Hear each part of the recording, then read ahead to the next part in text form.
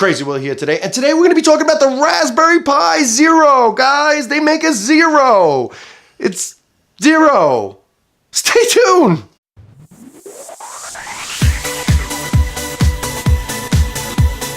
Hey, what's up guys? Crazy Will here from Crazy Will's Tech Show. Sorry guys, took a 2-week break. I don't know if anybody noticed or anybody cared, but yeah, I took a 2-week break. Me and my wife's 6-year anniversary, so I had to take some time off and spend some time with her. And I had some chores around the house. I put in a new lighting system so there'd be less glare in my videos, which was really cool. And I'm not really much of an electrician, but I did install them myself. But anyway, today what I want to talk to you guys about, I finally broke down and I spent like $37 and I got a Raspberry Pi Zero. I know I've been talking about the Raspberry Pis. This is a really cool little starter kit that I bought on Amazon for $37, and I figured I'm going to be doing some videos on Raspberry Pis, how to set them up and how to do certain things. And I've been doing videos and I plan on doing more in the future. I know I've been talking a lot about the Raspberry Pi. It's just because there's a lot of stuff I want to share with you, and there is a method to my madness. Trust me, it's coming. It is coming. There's a reason why there's a series of videos right now. This is a Raspberry Pi Zero. It's actually a $10 computer, but the kit was $37 and it comes with everything you need to get started. So I'm going to show you that. That's an actual computer. This is 40% faster than the Raspberry Pi 1. Right on the board, I'm going to show you guys real quick. That's where you put your mini SD card. That is an HDMI port.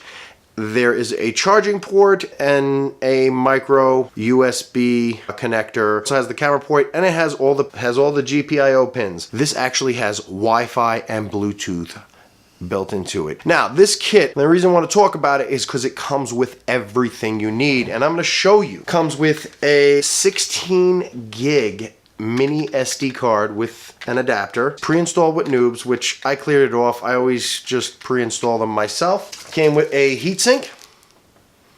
Came with the GPIO pins. They're still in the plastic, and I will show you what they look like. You do have to solder them on yourself. And that's the only downside of this. If you're not a solderer, this might not be the kit for you. Came with the camera ribbon cable. Came with a case. Well, this is the case I'm using right now, but you can change it. It has multiple tops, so it comes with one bottom.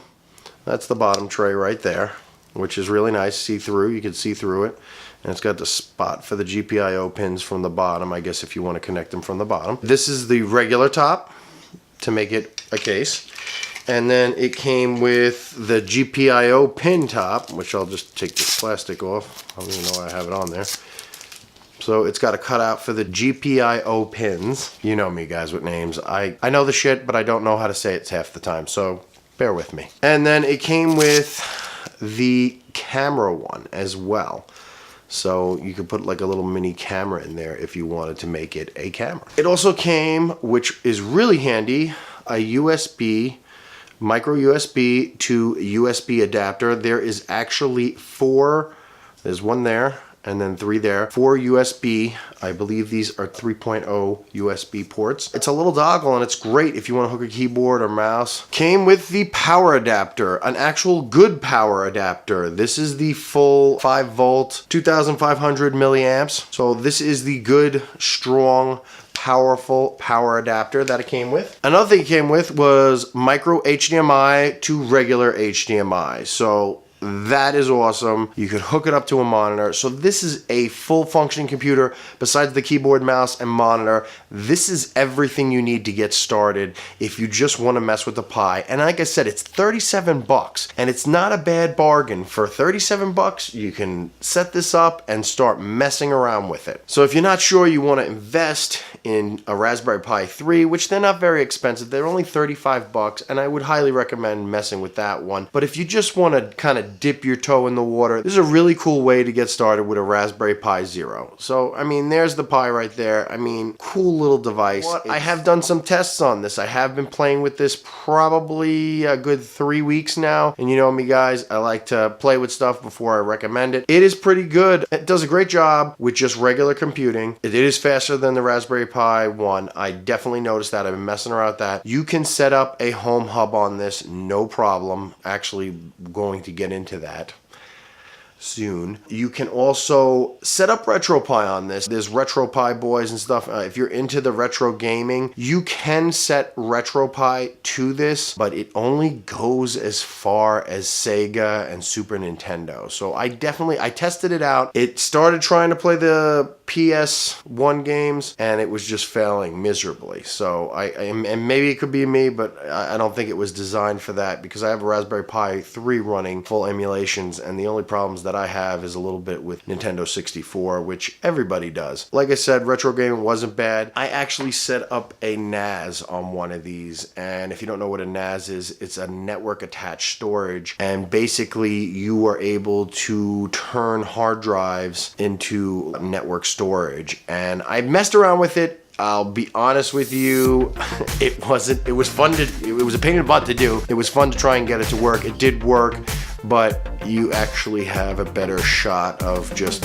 taking your USB 3.0 and plugging it into your router and making a NAS that way, opposed to using one of these, because I actually have a hard drive hooked to my time capsule through USB, and it transferred a half a gig in about 30 seconds, and that's using USB 2.0, and this one actually took about 3.5 minutes. NAS isn't the greatest, but like I said, if you just want to messing with it, you want to see how to program it, and it was not an easy thing to do, believe it or not. You think you hook a hard drive to it and have a computer running, it would be easier, and it wasn't. Really cool device. I just wanted to share it with you guys. Do have other episodes in the works that is not Raspberry Pi related, so if there's anybody in here that is not into the Raspberry Pi, other tech videos are coming, so please be patient. It's just a topic that I really got into, and it just grew wings and took over me. That's it for this episode, guys. Make sure you like and subscribe,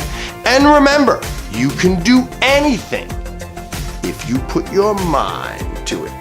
Later, guys! It has the camera point, and it has all the pins. You